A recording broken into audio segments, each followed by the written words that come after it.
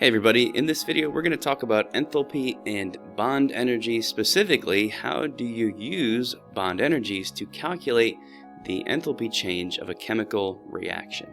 In this video we're going to do this for the simple chemical reaction of H2 reacting with Cl2 to form 2HCl. Let's get started with step number 1 of the process, and that is you have to actually see the bonds to know which bonds are being broken and which bonds are being formed.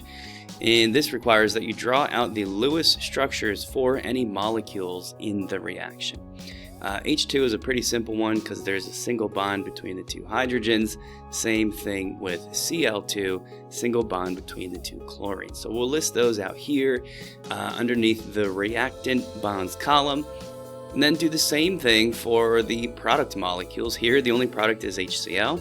That's also a pretty simple Lewis structure to draw out, single bond between the H and the Cl. Since the coefficient indicates we're producing 2 HCl's, I usually like to draw that out twice, just to emphasize that there's actually 2 of those being produced.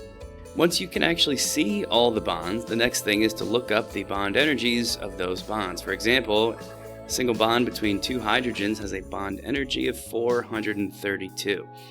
A single bond between 2 chlorines has a bond energy of 243. And a single bond between a hydrogen and a chlorine, let's see, where's that one? Here we go, is 431. Let's actually color code that, 431 for this HCl and another 431 for this HCl. The next step is to get totals of each of those bond types. For example, the reactant bonds, if you simply combine or add or total the 432 plus the 243, that's a total quantity of 675 kilojoules per mole. And we're going to put that in the total reactant bond energy column.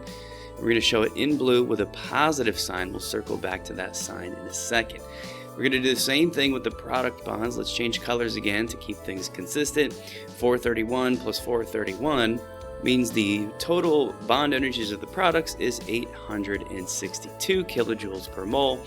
And we're going to represent that one in a majorly different way, and that is with a negative sign. Now those different signs, positive for the reactants and negative for the products, is because the bonds in the reactants have to be broken. Just on the nature of what reactants are, right? Those molecules will be broken apart into the atoms that make them up. So of course these original bonds that existed in the reactants have to be broken. And anytime you break anything, including breaking a bond, that is a process that requires energy. In other words, like is labeled at the top of this column, that energy is being absorbed, and we always represent that with a positive sign in the world of thermodynamics. At the same time, the bonds that are in the products are being formed, just based on the nature of products, right? They are being made.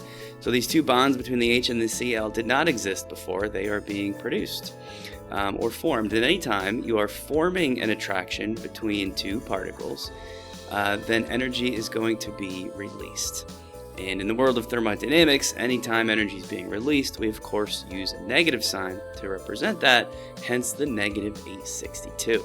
With these 2 totals, you can simply add them together. So combine the 675 with the negative 862, and that will be the overall enthalpy change of the reaction. In this case, that comes out to negative 187. Let's bring units back in since this is officially a final answer. Negative 187 kilojoules per mole. The enthalpy is no longer a question mark. I know exactly what that number is. It's also worth pointing out here, or noticing at least, that the overall enthalpy is negative. And then also noticing that the product bonds were the stronger bond energies, or they had the larger bond energy total. In other words, when we broke up the reactant bonds, it only absorbed 675 kilojoules. However, later, when we formed the product bonds, it released more energy, right? It released 862. So enthalpy is essentially the net change between those 2 quantities, an overall or net release of 187 kilojoules per mole. That also wraps it up for this video on enthalpy and bond energy. Thanks a lot for watching.